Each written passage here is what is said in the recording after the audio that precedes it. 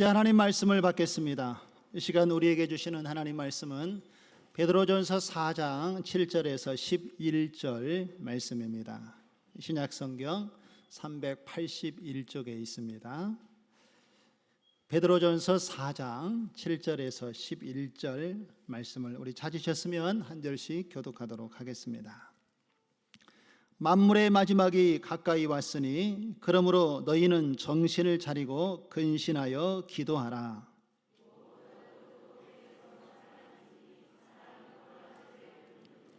서로 대접하기를 원망 없이 하고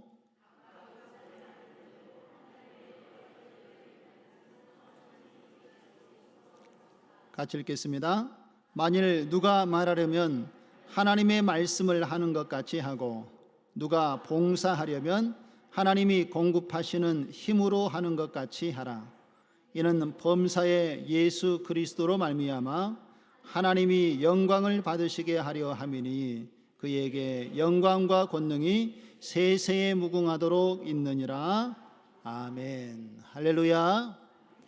지난 한 주간 하나님께서 우리와 함께하여 주시고 또 영과 육을 강건하게 붙잡아 주셔서 오늘 이렇게 예배의 자리로 하나님께서 우리를 인도해 주신 줄로 믿습니다. 하나님의 그 은혜의 풍성함을 오늘도 기억하시고 깨어 기도하면서 하나님의 뜻을 분별하여 주님의 길을 온전히 걸어가는 저와 여러분 되어지기를 주님의 이름으로 축원드립니다. 우리 좌우 앞뒤로 한번 인사 나누겠습니다. 늘 깨어 기도합시다. 할렐루야. 지난 시간에 우리는 베드로 사도의 세 가지 권면을 들었습니다. 예수 그리스도를 믿고 구원받은 거듭난 산 소망을 가지고 있는 그리스도인들이 이 세상을 어떻게 살아가야 하는지에 대한 권면의 말씀이었는데 혹시 세 가지가 여러분 기억이 나십니까? 첫 번째가 어떤 권면이었습니까? 버리라. 이제 좀 생각나시죠? 떠오르지 않았을 텐데 버리라라는 권면이었고, 두 번째는 어떤 권면이었습니까? 그렇죠. 사모하라. 그리고 세 번째는 나아가라. 그렇죠. 이게 지난주에 설교 제목이었습니다. 그러면 버리는데 무엇을 버리라고 이야기했습니까? 우리의 삶 가운데 부정적인 생각과 태도를 버리면서 과거의 옛 습관들, 우리 안에 있는 모든 죄악들을 다 버려내라라고 권면을 했지요. 그리고 하나님의 그 은혜를 우리가 누리고 살아가려면은 이제 사모하라고 그랬는데 무엇을 사모하라고 얘기했습니까? 하나님의 말씀, 신령한 저신, 우리의 영혼을 살리는 하나님의 말씀을 사모하라라고 권면을 했습니다. 그리고 마지막에 나아가라 그랬는데 누구에게 나아가라고요? 예수님께, 하나님께 나아가라라고 말씀을 했습니다. 우리가 이렇게 하나님께 믿음을 가지고 나아가면 우리는 하나님의 택하신 족속이요 왕같은 제사장이 된다라고 말씀을 했지요. 그리고 우리가 왕같은 제사장으로 하나님 앞에 부르심을 입은 것은 하나님께서 우리를 통하여서 아름다운 덕을 하나님의 약속의 말씀을 따라 세상에 증거하도록 하기 위해서 하나님께서 우리를 부르셨다라고 지난 시간에 말씀을 함께 나누었습니다. 이번 한 주간, 지난 한 주간 그렇게 이 약속의 말씀을 따라 사려고 애쓰시고 노력하시다가 오늘 이 자리에 주님 앞에 다시 나오신 줄로 믿습니다. 그 뜻을 온전히 이루신 분도 계시고 또 다 이루지 못한 연약함도 있지만 오늘 하나님께서 우리의 있는 모습 그대로 받으시고 또 우리에게 힘을 더하여 주셔서 이 믿음의 길을 온전히 걸어가도록 우리와 함께 해 주시는 하나님이, 우리가 믿는 하나님 되심을 믿으시기를 바랍니다. 이어서 오늘 베드로 사도는 이제 오늘 7절의 말씀에 보면 만물의 마지막이 가까웠다라고 강조하여 이야기를 하고 있습니다.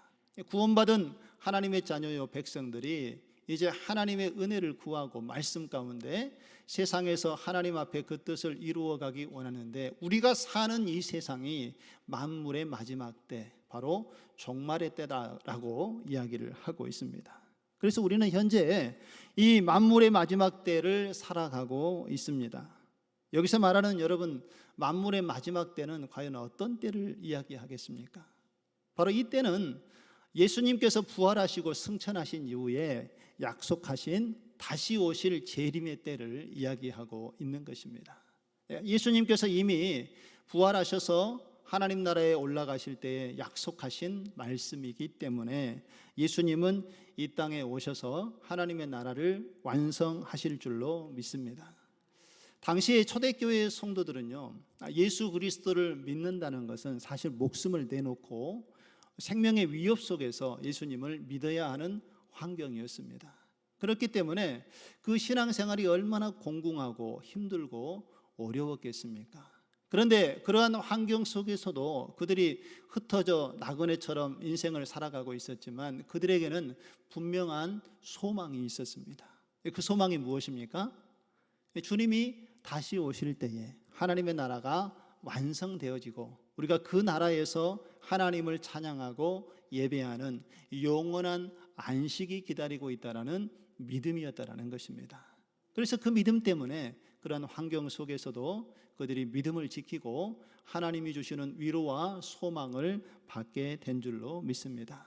저와 여러분들도 이 시대를 살아가는 가운데에 때로는 절망스럽고 어려운 일이 우리에게 찾아올 때도 있지요.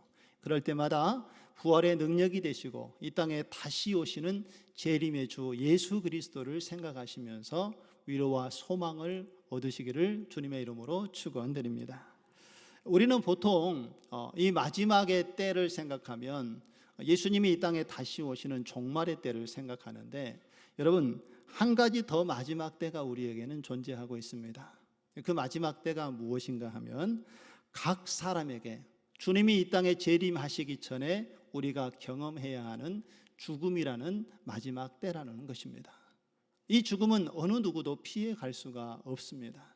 그래서 주님이 오실 때의 마지막의 때가 완성이 되어지겠지만 주님이 오시기 전에 우리가 죽음을 맞이하면 우리는 개인적인 종말을 또 맞이해야 하는 것입니다. 이것은 우리에게 무엇을 이야기하는가 하면 이 땅을 우리가 살아갈 때에 우리는 매일의 삶을 종말의 삶으로 살아야 한다는 것입니다.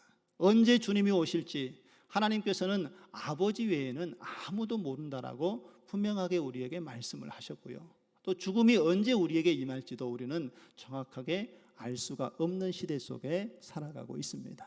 그렇기 때문에 우리는 매일이 우리의 삶의 마지막이라고 생각하고 하나님께서 믿는 그리스도인들에게 원하는 삶이 무엇인가를 늘 생각하고 그 하나님 안에서 하나님의 뜻을 이루어가며 살아가는 마지막 때를 항상 준비하며 살아갈 수 있는 우리의 모습 되어지기를 주님의 이름으로 축원드립니다.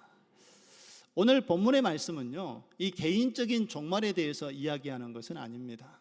주님이 마지막 때에 오실 그 재림의 때를 이야기하고 있는데 중요한 것은 개인적인 종말이든 주님의 재림이든 간에 모든 사람들에게 세상의 마지막이 계속해서 가까이 다가오고 있다라는 분명한 사실을 우리가 놓치지 마시기 바랍니다. 그리고 그날을 기대하며 소망하며 살아가기를 하나님께서는 원하고 계신다는 것을 오늘 이 시간 마음에 깊이 새기시기 바랍니다. 그렇다면 우리가 이 마지막 때를 살아가고 있는 우리가 어떠한 모습으로 또 어떠한 마음으로 이 때를 살아가야 하겠습니까? 오늘 베드로 사도가 만물의 마지막 때에 성도들이 어떠한 삶을 살아가야 하는지 오늘 세 가지로 우리에게 권면의 말씀을 주고 있습니다. 이 세 가지 의미가 무엇인지 함께 살펴보고 이 마지막 때를 잘 준비하는 저와 여러분 되어지기를 소망합니다. 첫 번째로 이 마지막 때를 살아가는 성도들의 삶은 정신을 차리고 근신하여 기도하는 삶을 살아야 한다는 것입니다. 우리 7절의 말씀을 한번 보실까요? 만물의 마지막이 가까이 왔으니 그러므로 너희는 정신을 차리고 근신하여 무엇하라고요? 기도하라 라고 말씀을 하고 있습니다. 정신을 차리고 근신하여 기도하라 라고 말씀하고 있는데 여기서 정신을 차리고 근신하라 라는 말은 깨어 있으라는 의미입니다. 항상 깨어 있어서 기도하면서 하나님의 때를 기다리고 준비하라 라고 말씀을 하고 있는 것이죠. 왜냐하면 우리가 영적으로 깨어 있지 아니하면 세상의 여러 가치관들 그리고 세상의 잘못된 사상과 여러 일들이 우리의 생각과 마음을 흐트러 놓기 때문에 그렇습니다. 어떻게 흐트러 놓은가 하면은 하나님에게 집중할 수 없게 한다는 것입니다. 그리고 하나님께 기도하지 못하도록 우리의 생각과 마음이 흔들려지기 때문에 오늘 베드로 사도는 정신을 차리고 근신하여 깨어 하나님께 기도하는 삶을 살아야 된다라고 말씀을 하고 있는 것입니다. 여러분, 세상의 일들을 바라보면서요, 세상에 일어나는 여러 일들을 통하여서 근심과 걱정이 쌓이게 되면 우리는 하나님께 기도하지 못하고, 또 기도하지 못하면 하나님과의 관계가 단절될 수밖에 없다라는 것을 기억하시기 바랍니다.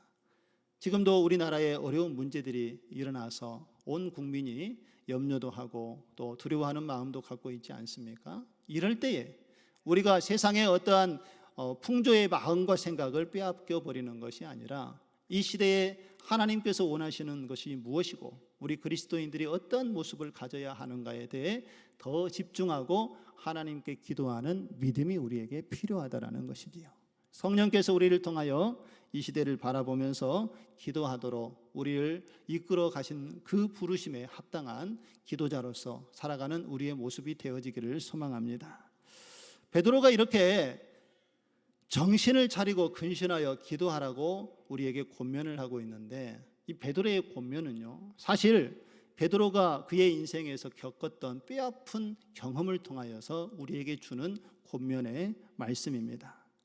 왜냐하면 이 베드로도 그의 인생 속에서 정말 하나님께 간절히 기도해야 할 시기가 있었는데, 그 결정적인 시기에 하나님께 기도하지 못하고 잠에 빠져서 온전한 마음을 하나님 앞에 드리지 못했던 인생의 중요한 실패를 경험했던 시기가 있었습니다.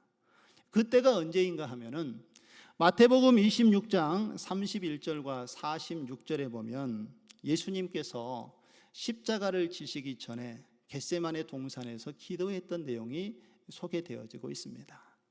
그때 예수님께서 제자 몇을 데리고 함께 기도하러 올라가셨지요. 그리고 예수님께서 땀이 핏방울이 되도록 간절히 기도하시면서 제자들에게 너희도 깨어 기도하라 라고 말씀을 하셨습니다. 그때 함께 했던 베드로가 예수님께서 하셨던 이 말씀대로 기도하지 못하고 잠에 취해서 기도의 자리로 나아가지 못했습니다. 예수님께서는 왜 예수님의 십자가를 앞에 두고 기도하면서 제자들에게 함께 기도하라고 말씀을 하셨을까요? 그 이유는 예수님께서 그 십자가를 지는 것이 너무 힘들고 어려워서 제자들이 함께 기도해 주면 힘을 얻을까 하여 제자들에게 기도를 요청한 것이 아닙니다. 예수님께서는 예수님의 십자가의 길을 이미 걸어가기 위해서 준비하셨고, 그 십자가를 져야 하는 큰 시험 앞에 넘어지지 않기 위해서, 하나님의 뜻을 분별하여 말씀에 순종하기 위해서 하나님께 깨어 기도하는 모습을 제자들에게 보여주셨던 것입니다. 그리고 제자들에게 기도하라고 말씀하셨던 이유는 제자들도 이제 이후에 닥쳐올 큰 시험과 환난이 있는데 그 시험을 이기도록 하기 위해서 먼저 기도하라고 주님께서 말씀을 하셨던 것이지요. 깨어 기도하지 않으면 쉽게 시험에 빠질 수밖에 없는 것이 우리의 인간의 연약한 모습인 것을 예수님께서는 이미 알고 계셨기 때문에 그렇습니다. 베드로는요, 예수님의 제자들 중에 누구보다도 예수님을 더 사랑했던 제자였습니다. 그래서 예수님께서 순환을 예고할 때에 내가 이제 하나님의 뜻을 이루기 위하여서 예루살렘에 죽으러 올라간다라고 말씀할 때 베드로는 내 목숨을 걸고서라도 저는 주님의 뒤를 따라가겠습니다 라고 헌신하고 다짐했던 제자였습니다. 그런데 예수님께서 그 십자가를 지고 가는 그 길을 뒤따라 가다가 베드로 사도는 결국 자신의 약속을 지키지 못하고 예수님 앞에서 3번이나 예수님을 부인하고 말았습니다. 그리고 예수님을 저주까지 하고 말았지요.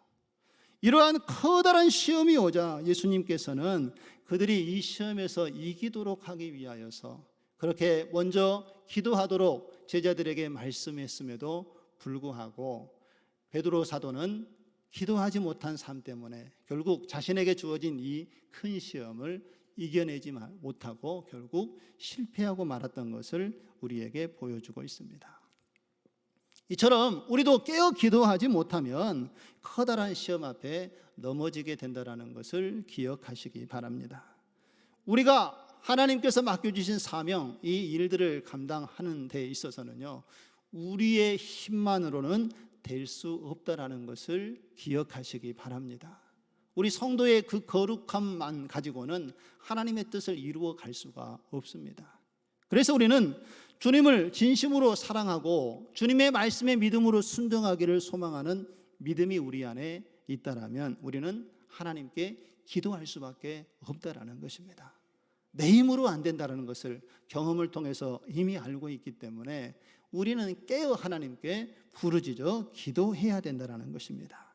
왜냐하면 우리가 하나님께 기도하는 것이야말로 하나님 안에 우리의 영혼을 깨우고 계시는 하나님과 친밀한 교제를 할 수 있도록 성령께서 인도해 주시기 때문임을 믿으시기를 바랍니다. 그리고 우리가 기도해야만 하나님의 온전한 뜻을 분별할 수 있기 때문에 우리는 늘 하나님의 뜻을 분별하기 위하여서 기도의 자리로 나아가야 한다는 것입니다. 우리 사랑하는 성도 여러분, 오늘 베드로 사도가 우리에게 권면하고 있는 것처럼 이 종말의 시대에 마지막 때를 살아가는 우리들이 항상 깨어 기도하면서 주님과 함께 우리의 영혼이 숨을 쉬고 살아가는 하나님의 뜻을 분별하며 하나님께서 우리에게 원하시는 그 믿음의 길을 함께 걸어가는 우리의 모습 되어지기를 주님의 이름으로 축원드립니다. 기도는 우리의 생명이고 기도는 하나님의 뜻을 분별하게 하고 아버지의 길을 걸어가도록 우리의 삶의 인도자가 되어주고 등불이 되어줌을 믿으시기를 바랍니다. 두 번째로 우리가 거룩한 성도로서 부름받은 자로의 삶을 살아가기 위해서는 무엇보다도 뜨겁게 서로 사랑해야 한다라고 오늘 베드로 사도는 우리에게 권면을 하고 있습니다. 우리 8절의 말씀을 한번 보실까요? 무엇보다도 뜨겁게 서로 사랑할지니 사랑은 허다한 죄를 덮느니라. 할렐루야. 베드로 사도는요, 서로 사랑하라라고 우리에게 말씀하시면서 어떻게 사랑하라고 말씀하고 있습니까? 사랑하되 미지근하게 사랑하라고 말씀하고 있습니까? 네, 어떻게 해요?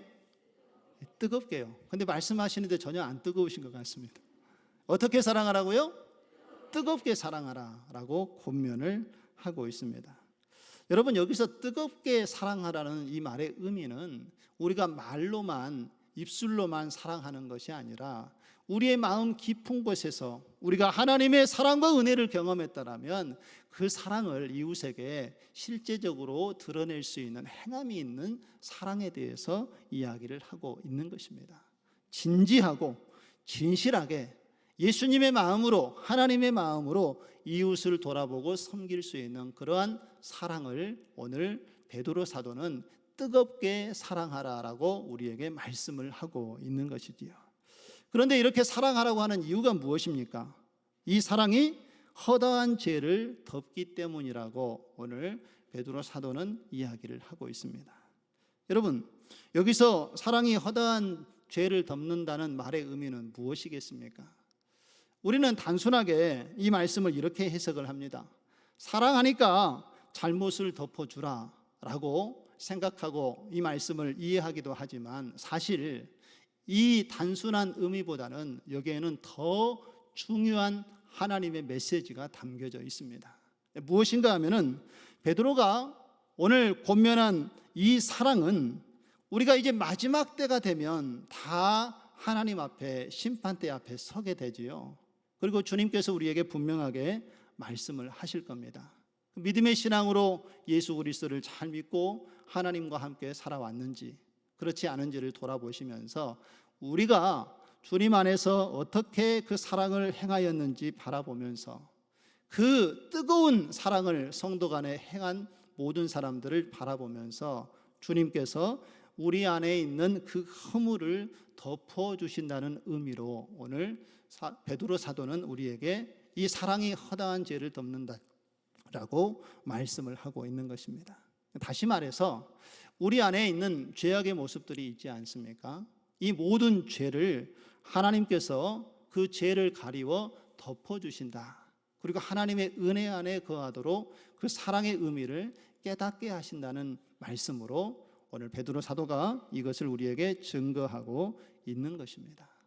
자, 그렇다면 우리가 서로 뜨겁게 사랑할 수 있는 그 사랑의 원천이, 그 근원이 어디에서부터 오는 것이겠습니까? 바로 그것은 우리가 죄인이었던 삶의 모습이었지만 하나님께서 우리를 지극히 사랑하셔서 우리를 구원하기 위하여서 독생자 아들 예수 그리스도의 생명을 십자가에 내어주심으로 말미암아 우리가 죽어야 될 그 십자가에서 우리를 살리시고 구원의 은혜를 베풀어 주신 바로 이 하나님의 사랑을 우리가 깨닫는 데서부터 그 사랑의 근원이 시작되어졌음을 믿으시기를 바랍니다. 이것이 성령의 은혜이고 하나님의 축복이라는 것입니다. 이 사랑이 있었기 때문에 우리가 죄에서부터 덮여지고 하나님의 구원의 은혜의 자리로 나아가게 된 것임을 믿으시기를 바랍니다. 마태복음 25장 31절과 46절의 말씀에 보면은요, 주님께서 다시 오시는 이 마지막 날에 예수님께서 직접 양과 염소를 구별하신다라는 말씀이 소개되어지고 있습니다. 여기서 예수님께서는 오른편은 양으로 왼편은 염소로 구분하여서 그 양과 염소의 의미가 무엇인지에 대해서 말씀을 하고 있습니다. 오른편에 구별되어졌던 양은 바로 예수님을 영접하고 주님을 따르는 사람들이라고 말씀을 하셨고요. 그리고 왼편에 구별되어진 염소는 예수 그리스도의 복음을 외면하고 하나님의 말씀의 뜻을 저버린 사람들이라고 말씀을 하시면서 이 두 부류가 어떻게 구분되어진지 그 기준에 대해서 예수님이 말씀을 하십니다. 이 기준이 매우 중요한데요, 예수님께서는 이 양과 염소를 구분할 때에 그 기준이 바로 사회적인 약자들, 그러니까 이 세상 속에 살아가면서 가난하고 연약하고 천대받고 멸시받은 자들을 어떻게 대했는가의 그 기준에 따라서 양과 염소를 구분을 했다라는 것입니다. 34절과 36절의 말씀을 한번 보실까요? 그때에 임금이 그 오른편에 있는 자들에게 이르시되 내 아버지께 복 받을 자들이여 나와서 창세로부터 너희를 위하여 예비한 나라를 상속받으라. 할렐루야. 예수 그리스도의 사랑과 은혜 안에서 예수님을 영접하고 예수님을 따르는 사람들은 하나님께서 이미 예비하신 하나님의 나라를 상으로 받을지어다 라고 예수님께서 말씀을 하십니다. 그리고 그 상급을 받게 되는 이유에 대해서 34절 이하의 말씀을 하고 있는데요, 우리 같이 한번 읽어보실까요? 그때에 임금이 그 오른편에 있는 자들에게 이르시되 내 아버지께 복을 받을 자들이여 나와서 창세로부터 너희를 위하여 예비한 나라를 상속받으라. 내가 줄일 때에 너희가 먹을 것을 주었고 목마를 때에 마시게 하였고 나그네 되었을 때에 영접하였고 헐벗었을 때에 옷을 입혔고 병들었을 때에 돌보았고 옥에 갇혔을 때에 와서 보았느니라. 할렐루야. 예수님께서는 이 오른편에 있는 사람들이 예수님을 위하여서 행하신 일에 대해서 말씀을 하셨습니다. 그런데 이 오른편에 있었던 사람들이 아무리 생각을 해봐도 예수님을 직접 만났던 기억도 없고 예수님을 도와준 기억도 없어서 너무 이상하게 생각이 됐습니다. 그래서 예수님께 이 오른편에 서 있던 사람들이 이런 질문을 합니다. 주님, 언제 우리가 주님이 굶주리신 것을 보고 음식을 대접했으며 목마르신 것을 보고 우리가 마실 것을 드렸습니까? 사실 이 오른편에 있었던 사람들은 양심적으로 고백을 합니다. 그런 적이 전혀 없었는데 예수님께서 우리에게 그런 일을 하셨다고 하니 질문을 해보았던 것이지요. 그래서 예수님께서 그들에게 이렇게 답변을 해주십니다. 우리 40절 말씀을 보시면은요, 임금이 대답하여 이르시되 내가 진실로 너희에게 이르노니, 같이 한번 읽습니다. 너희가 여기 내 형제 중에 지극히 작은 자 하나에게 한 것이 곧 내게 한 것이니라 하시고. 할렐루야. 예수님의 기준은요, 이 세상에 연약한 자들, 지극히 작은 자들 그 하나에게 사랑을 베푼 사람이 바로 나를 대접한 것이고 나에게 그 사랑을 베푼 자라라고 주님께서 말씀을 하고 있습니다. 우리는 여기에서 중요한 영적인 논리 하나를 발견할 수가 있습니다. 바로 연약하고 힘없고 가난한 자들을 섬기는 것이 바로 우리 주님을 섬기는 것이라는 그 원칙을, 영적인 원칙을 오늘 예수님께서 우리에게 가르쳐 주고 있다라는 것입니다. 작은 자라고 해서 우리가 멸시를 하거나 오히려 작은 자들을 불쌍히 여겨서 그들이 하나님의 말씀대로 살아가는 일에 우리가 관심을 두지 않고 살아간다라면 우리는 주님을 사랑했다라고 말할 수가 없다라는 것이지요.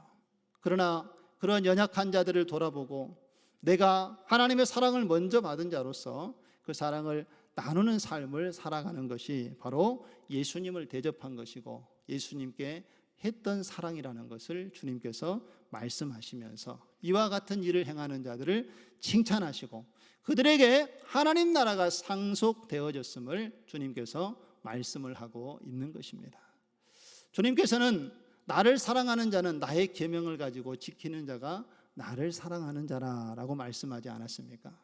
이 주님의 계명은 예수님이 어렵고 연약하고 약한 자들을 돌아보았던 것처럼 우리도 예수님처럼 이웃을 사랑하고 돌아보는 것이 예수님의 계명, 하나님의 말씀을 지키는 것이라고 오늘 주님께서 말씀하셨던 것을 기억하시고 우리가 서로 사랑하되 뜨겁게 사랑하면서 약한 자들을, 연약한 자들을 예수님의 마음으로 사랑하며 섬길 수 있는 저와 여러분 되어지기를 주님의 이름으로 축원드립니다. 또한 베드로 사도는요, 사랑을 할 때에 원망이 없이 하라라고 권면을 하고 있습니다. 우리 9절 말씀 한번 보실까요? 9절의 말씀에 보면 우리 한번 같이 읽어보시죠. 서로 대접하기를 원망이 없이 하고. 할렐루야. 왜 사도 베드로가 이와 같이 성도들에게 원망 없이 사랑을 하라라고 대접하라고 이야기했는지 그 시대적인 상황을 들어가 보면 알 수가 있습니다. 당시에 예수 믿는 사람들은 고난과 핍박을 받았다고 했지요. 그래서 이 고난과 핍박을 피하기 위해서 여러 지역으로 흩어져서 이방인처럼 나그네처럼 그들이 살아야만 했습니다. 그러니 여기저기 옮겨 다니니 지금처럼 숙박시설이 잘 되어져 있는 것도 아니었던 시대였기 때문에 그들이 옮겨 다닐 때마다 매우 힘들고 어려운 시간을 보낼 수밖에 없었습니다. 그래서 집을 가지고 조금 더 여유 있는 그리스도인들이 이렇게 복음 때문에 핍박을 당하고 떠돌이로 생활하고 있는 그리스도인들을 잘 대접하라라고 베드로 사도가 오늘 권면을 하고 있다라는 것입니다. 그런데 대접할 때 어떻게 하라고요? 원망이 없이 대접을 하라라는 것입니다. 왜 이런 이야기를 했는가 하면 당시에 이 그리스도인들이 이방인처럼 떠들고 있는 사람들을 잘 대접을 했습니다. 그런데 문제는 이 대접하는 기간이 길어지면 길어질수록 그 감사가 되는 것이 아니라 그 삶 속에서 원망과 불평이 나타나게 되었다라는 것입니다. 하루, 일주일 정도, 길면 한 달 정도 제가 대접하고 섬길 수 있겠다라는 생각을 갖게 되지만 시간이 많이 지나면 지날수록 이것이 불편해지면 이 성도들이 섬기고 대접하는 데 있어서도 원망이 나오기 시작한다라는 것입니다. 그래서 베드로 사도는 이것이 불평이 없이 성도들을 하나님의 형제요 지체요 자매로 생각하고 섬기는 마음이 필요하다라고 권면의 말씀을 하고 있는 것입니다. 그런데 우리도 우리의 일상의 삶을 살아가다 보면은요, 참 섬기는 것이 쉽지 않다라는 것을 알 수가 있습니다. 잠깐 섬기는 것은 쉽지만 계속 그것을 섬기고 대접하는 것이 쉽지 않은 것이 우리의 모습 아니겠습니까? 그러면 어떻게 이것을 우리가 해결할 수 있겠습니까? 하고 싶은 만큼만 하고 원망스러우면 안 하면 되겠습니까? 또 그것도 아니지요. 우리가 하나님께서 주신 은혜의 사랑을 입었더라면 오늘 베드로 사도의 권면처럼 어려운 이웃을 돌아보고 성도들을 돌아보는 것이 또 하나님께서 우리에게 주신 사명 아니겠습니까? 그런데 이렇게 섬기는 가운데에 우리의 삶 가운데에 남을 대접하고 섬기다가 원망이 나타나게 되는 이유가 무엇이겠습니까? 그 이유는 이것이 우리가 가지고 있는 모든 것이 다 내 것이라고 생각하기 때문에 그것 때문에 우리 안에 원망과 불평이 나타나게 되는 것입니다. 그래서 오늘 베드로 사도는 세 번째, 우리가 거룩한 성도로서의 삶을 살아가도록 하기 위해서 주는 권면은 이 원망과 불평이 없이 사랑을 하도록 하기 위해서 우리는 선한 성지기의 마음을 가지고 봉사하는 마음이 있어야 된다는 것을 우리에게 권면의 말씀으로 이야기하고 있는 것입니다. 우리 10절의 말씀을 한번 보실까요? 같이 한번 읽겠습니다. 각각 은사를 받은 대로 하나님의 여러 가지 은혜를 받은 선한 청지기 같이 서로 봉사하라. 할렐루야. 하나님의 여러 가지 은혜를 받은 선한 청지기 같이 서로 봉사하며 섬기라는 것이 오늘 베드로 사도의 세 번째 권면입니다. 우리는 우리에게 주신 이 모든 것이 하나님께로부터 온 것이라는 청지기적인 사명과 마음이 우리에게 있어야 한다는 것입니다. 우리의 생명도 하나님께서 주신 것임을 믿으시기 바랍니다. 우리가 가지고 있는 시간도 재물도 하나님께서 주신 것임을 믿으셔야 합니다. 우리가 가지고 있는 능력도 하나님께서 주신 것이기 때문에 우리는 이것이 하나님으로부터 온 것이고 하나님께서 맡겨주신 것을 하나님을 위하여 사용해야 한다는 것입니다. 내 것을, 내 힘을, 내 시간을 나누어 주는 것이 아니라 이 모든 것이 하나님께로부터 왔다라는 우리가 청지기적인 믿음이 있으면 우리가 가진 것이 다 하나님의 것이고 하나님이 주시는 능력이라는 것을 우리가 믿으면 이것을 하나님께서 내게 맡기신 것을 나눌 수 있다라는 믿음으로 이웃을 사랑하며 섬길 수 있게 되는 것입니다. 그러면 우리에게 불평과 원망이 사라지게 되는 것입니다. 그런데 내 것이라고 생각하면 아깝게 여겨지고 왜 나만 이렇게 섬겨야 하지? 왜 나만 나눠줘야 되지? 하는 생각이 앞서면은 불평과 원망이 나오게 되어 있다라는 것입니다. 그런데 여러분, 이 모든 것이 하나님의 것임이 확실히 믿어지면 나누는 것이 얼마나 큰 기쁨이고 즐거움이 되겠습니까? 오늘 베드로 사도는 그것을 우리에게 말씀을 하고 있는 것입니다. 그리고 우리가 행하는 이 모든 일들이 원망 없이 기쁨으로 그 섬김을 감당하도록 이야기를 하고 있고 이 모습이 바로 하나님의 영광을 드러내는 일이다라고 말씀을 하고 있다는 것입니다.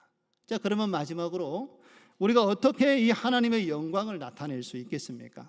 오늘 11절의 말씀을 보시면 어떻게 그 영광을 나타내는지 오늘 베드로 사도가 우리에게 이렇게 권면을 하고 있습니다. 우리 한번 같이 읽어보겠습니다.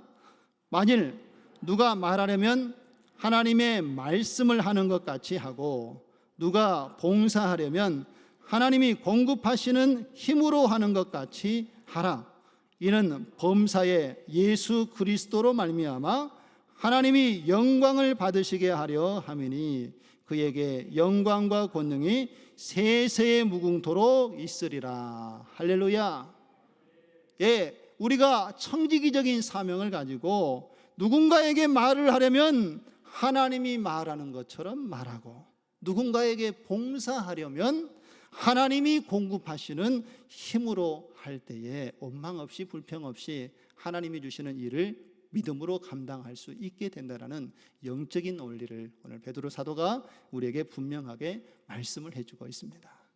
그런데 여러분, 우리의 삶의 모습을 보면 어떻습니까? 우리는 이 사명을 감당했으면 좋겠다라는 생각을 하지만 실제적으로 우리의 삶의 모습이 매우 연약한 모습을 가지고 있는 것을 잘 알고 있습니다. 깨어 있을 때보다는 잠들어 있을 때가 훨씬 더 많고요. 사랑하기보다는 원망하고 불평할 때가 많은 것이 우리의 인생의 모습 아니었습니까? 그리고 섬기기보다는 다른 사람에게 더 섬김을 받기 원하는 것이 우리의 마음의 기본적인 생각이고 또 게으르면서 나태하게 성실하게 살아가지 못하는 우리의 모습이 또 우리의 삶의 연약한 모습 중에 하나라 생각이 되어집니다. 그렇기 때문에 우리는 주님의 도우심이 필요하다라는 것을 믿으시기를 바랍니다. 그리고 하나님께 기도하고 하나님의 도우심을 구하며 나아갈 때에 하나님이 주시는 힘과 능력으로 성령의 인도하심을 따라서 우리에게 주어진 사명을 감당할 수 있는 우리의 모습이 될 줄로 믿습니다. 이제 말씀을 맺겠습니다. 오늘 이 시간 하나님께서 주시는 이 약속의 말씀 앞에 우리가 이렇게 한번 다짐했으면 좋겠습니다. 한번 저를 따라해 보시기 바랍니다. 주님, 우리가 이전보다 더 깨어 기도하게 하여 주시옵소서. 주님, 더 뜨겁게 원망 없이 사랑하게 하여 주시옵소서. 주님, 청지기와 같이, 길어서 제가 끊었습니다. 청지기와 같이 하나님께서 공급하시는 힘으로 더 사랑하며 섬기게 하여 주시옵소서. 할렐루야. 우리의 연약함을 고백하고 하나님의 힘을 구할 때에 하나님께서는 우리의 힘과 능력이 되어 주실 줄로 믿습니다. 이번 한 주간 그 하나님의 능력을 구하시고 간절히 기도하시고 주님을 더 깊이 사랑하시는 가운데 우리에게 주어진 이 하나님의 사명을 함께 감당하고 하나님의 살아계심을 경험하는 저와 여러분 되어지기를 주님의 이름으로 축원드립니다.